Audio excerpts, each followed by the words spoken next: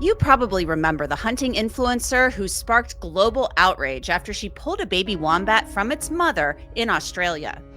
Look at the mother. It's like, oh, it's chasing after her.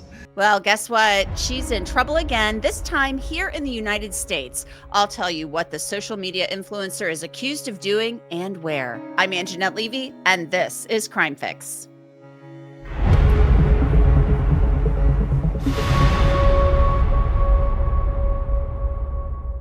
Have you ever wondered how we are able to share so many clips from breaking news cases as they are unfolding? Well, here's a little secret. Opus Clip is an all in one AI editor that makes it a breeze to cut, create, and upload videos across any platform. Through AI, Opus Clip generates B roll, reframes footage, and even cleans up audio. Just visit opus.pro/crimefix, sign up, and upload. In minutes, you'll have perfectly edited clips ready to go. For TikTok, Shorts, or Reels, it's a one-stop shop. Having Opus Clip means our producers can post viral updates instantly. This is the most powerful tool for sharing ideas and editing like a pro. So go to opus.pro/crimefix to create your videos today. Let me tell you something. In Wyoming, hunting is serious business, and they do not take it lightly when you break their rules. Samantha Strable, she's a hunting influencer who made a lot of waves earlier this year for snatching a baby wombat from its mom. And now she's in trouble in Wyoming. I'll have more on the charges she faces there very shortly. Strable, angered a lot of people when she picked up that baby wombat for a laugh. So many in that country were absolutely outraged and wanted her arrested. Things were so bad that Australia's prime minister called for revoking her visa, but Strable left the country before that could actually happen. But there's a thing about karma, or at least some people say there is a thing about karma with this case. Strable, who apparently lives in Montana, was trying to lay low after leaving the land down under in disgrace. But an anonymous tip this past August promised to thrust Strable back into the spotlight that she appears to crave on social media. The tipster wrote, Samantha Strable continues to buy resident tags even though she hasn't resided in Wyoming in over 2 years and brags about it on social media to over 90,000 followers. The state's Fish and Game Agency launched an investigation and charged Strable with 6 misdemeanors related to claims that she lied about being a resident of the state.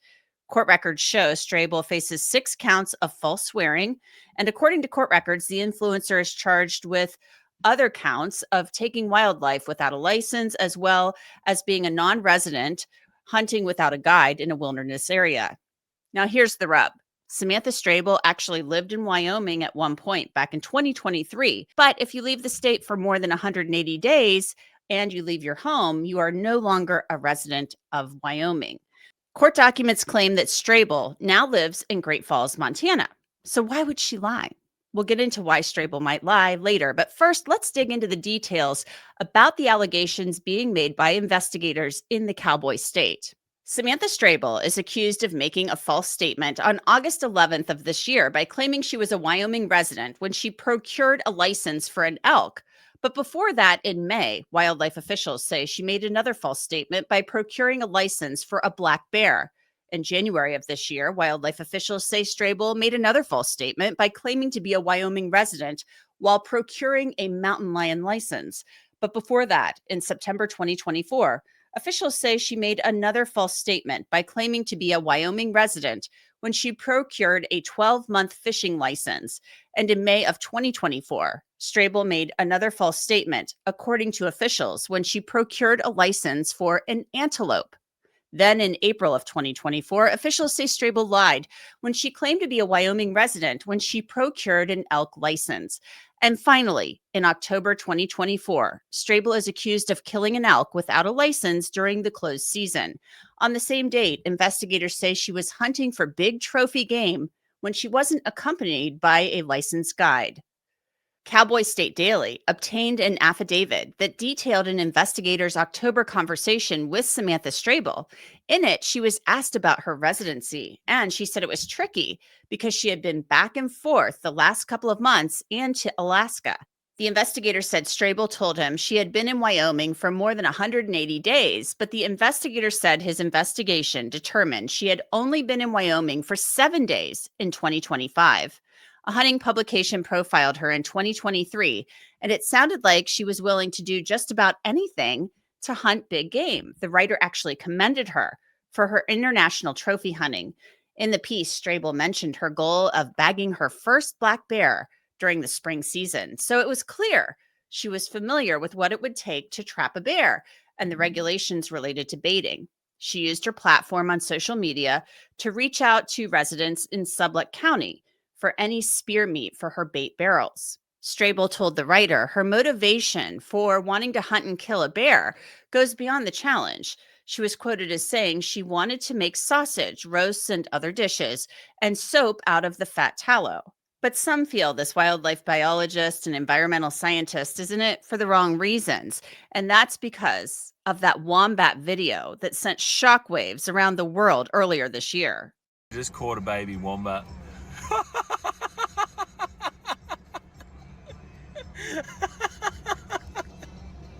Look at the mother. It's like, oh, it's chasing after her. I caught a baby wombat.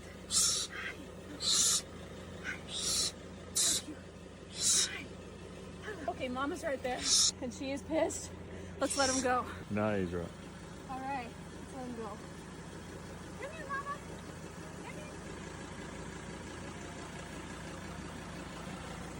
Now, that video has since been deleted, but as we know, nothing really ever disappears from the internet. The caption on the video read, "My dream of holding a wombat has been realized. Baby and mom slowly waddled back off together into the bush." The man recording the video is an Australian man. Both are heard laughing in the video, but having fun at the expense of Australia's beloved wildlife, that's a big no-no. It's not a joke to people there. According to Wire's Wildlife Rescue, this behavior is criminal. Wombats are protected. In fact, all Australian animals are protected under the country's Conservation Act. According to conservationists, baby wombats share a strong bond with their mother, and any separation could be very distressing and harmful. It's not clear whether the man in Strable's wombat video ever faced any consequences for his part. Thousands of Australians, including the Prime Minister that I mentioned earlier, condemned these actions, and a petition was set up online to ban Strable from Australia forever. That petition got nearly 50,000 signatures before it was closed. The organizers wanted to raise awareness, and they wanted Strable to come forward with the location of the incident so that a rescue organization could provide the wombats with medical care if necessary. Following all of the backlash, Strable, who also goes by Sam Jones online, apologized via Instagram. She wrote, "Am I a villain? Things, dear reader, are not as they seem. Over holding a wombat, thousands threaten my life. Let me be clear. These same people ought to understand the reality of Australia today. For the readers that are so angered by my mistaken attempt to help and that I am a hunter, do not be blind to your country." After that, her account went private. Strable was raised by a hunting family in Montana, and as a kid, she thought hunting was pretty gross, but as a teen, she was exposed to it more, and she later joined a hunting program for young people. She shot her first deer, and after processing and cooking it, everything apparently clicked. Strable says hunting gave her an abiding love for the outdoors and self-sufficiency. It's what inspired her to become a wildlife biologist. And then eventually, an influencer. Come with me on a 1,000-mile trip to catch one of the largest species of freshwater fish in the world, paddlefish. After driving all the way across the state, it was time to set up the fishing rod. You do this by making a loop in the line, wrapping the line around the hook and then the barbs, feeding the line back through itself, and then finally attaching a sinker. Then it's time to cast and cast some more. Last year, this took me 4 days to snag into one, but this year I snagged into one on the first morning. To be clear that because paddlefish are filter feeders, the only way to catch them is through snagging, and this is done on a heavily regulated season, and I had a tag. This fish was my biggest yet, a 70-pound female. I quickly attached my catch tag and then tried to snap a few photos and videos. This was so difficult because I'm alone with a tripod and because of how heavy this fish was. Nonetheless, I was absolutely elated to catch such a monster paddlefish, and then it was time to go take it to report the data and get it clean. There, the fish biologists weigh it, measure it, and take jaw samples to get the fish's age. Then there's this awesome conveyor belt that takes the fish away, the folks inside process it, and you get back this beautiful meat. This female was full of 13 pounds of caviar, and up next, I'll show you how to process. But now her passion may have gotten her into some big trouble. So to discuss all of this, I want to bring in Steve Titus. He is a criminal defense attorney based in Campbell County, Wyoming, and he deals with these types of cases. So Steve, thank you so much for joining me. Thanks for coming on. This case, I'm not sure how typical these charges are. Are these common charges that you see in Wyoming? Wyoming's a beautiful state, and we get hunting, fishing, trapping from all over the country to come to Wyoming. And really, someone goes to their local convenience store, their local game and fish store, and they go apply for a license, and they want to save a few bucks, so they apply to be an in-state, in-resident license. And there's really no verification at the point of purchase to determine whether you're a resident or not. It's kind of an honor system. When things go crazy is when you start to turn in your tags, or when people start posting on social media. There starts to become a verification process through Game and Fish. Was this person actually a resident or not? And so this time of year, when hunting is so big in Wyoming, we see these charges come out, and they're really common. I mean, people that think they're residents of Wyoming that aren't, people that may have previously been residents of Wyoming and aren't anymore. We have some pretty strict laws on what a resident is in Wyoming and what a resident isn't for game and fish purposes. And so these charges are more common than you think, but there are some pretty strict penalties that come along with them. Well, that's confusing to me, and I would think it would be pretty clear cut. You would either know you're a resident of Wyoming or not. I mean, if I live in Wyoming and I have a Wyoming driver's license and I lay my head, on my pillow at night in Wyoming for much of the year, I would think that would make me a Wyoming resident. So how are people confused about whether or not they're a Wyoming resident? It's very confusing in Wyoming, and I think this is really on the part of the legislature. We have different laws for if you can get a Wyoming driver's license.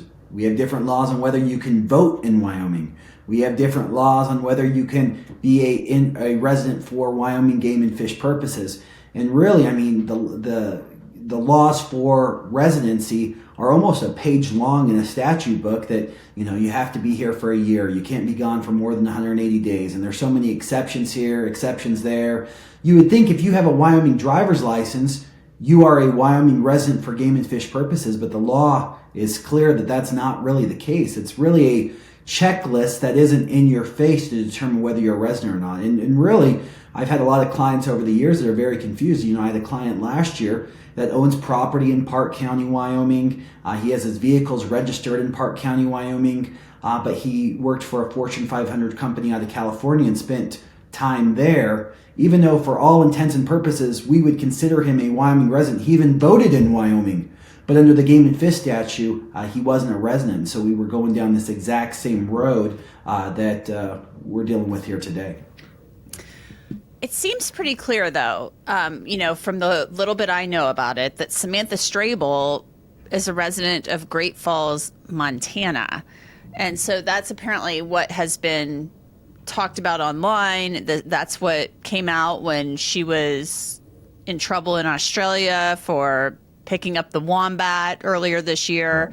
So explain to me how you would work around that as far as the courts go. Well, I think one thing you have to look at is what other states has she got residence, or other states she's applied for tags in, and whether she claimed residency in those states or not, because the law is very clear. You can't claim residency in more than one state. And so I think that's the first thing we have to look at is where all, she's very big on social media. She hunts, fishes all over the world. Where exactly in these other jurisdictions did she claim her residency?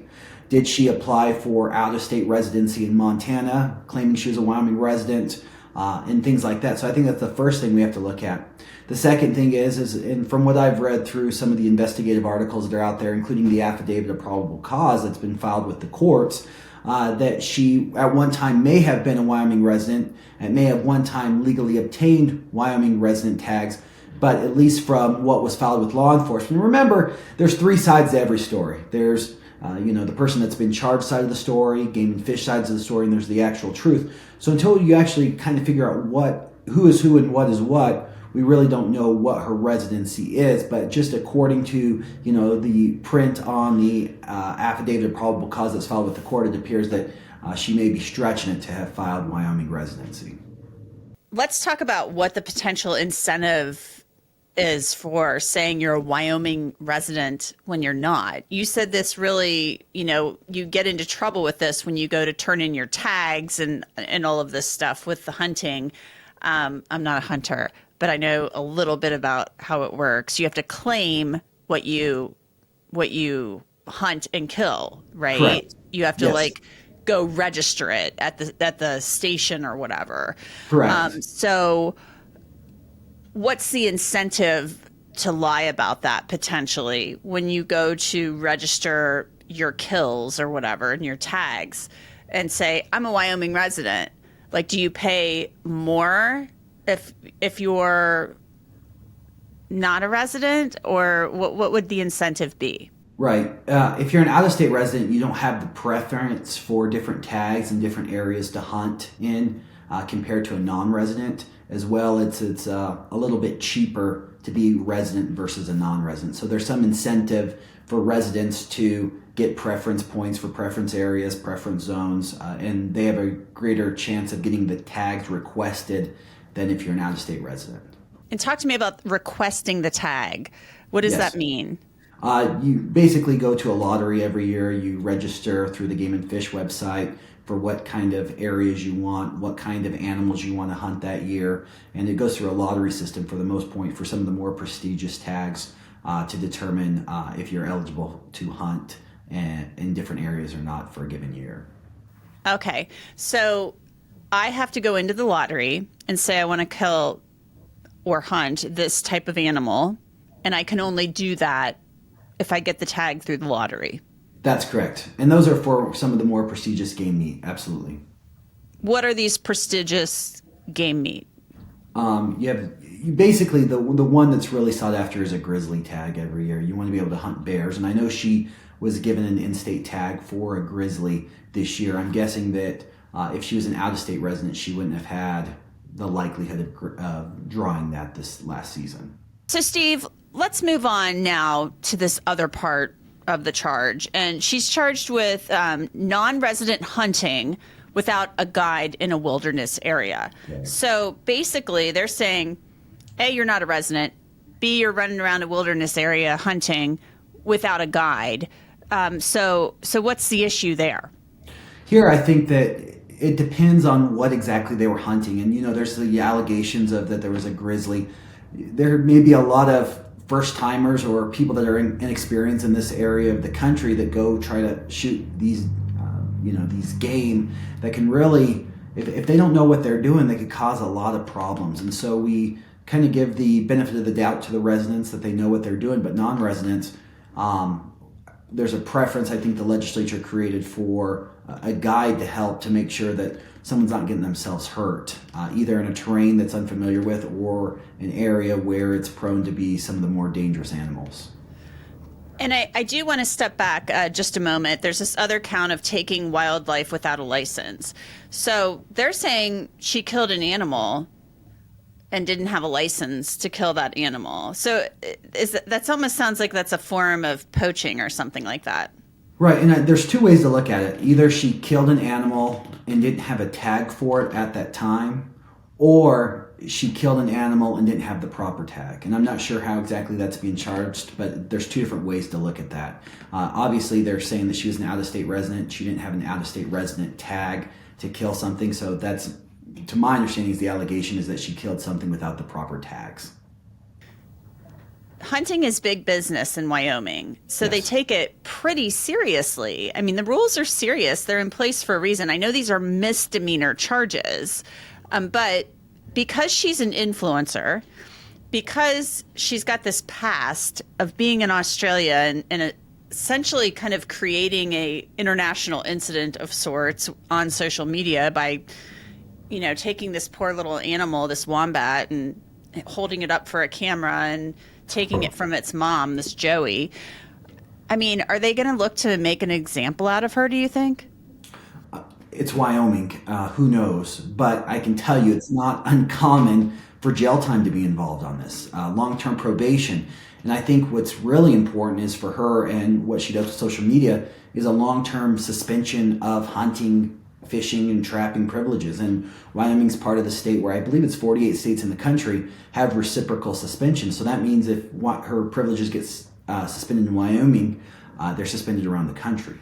And those are 5-year minimum mandatory suspensions. So there's a lot on the line here. Your freedom, I mean, these fines are outrageous.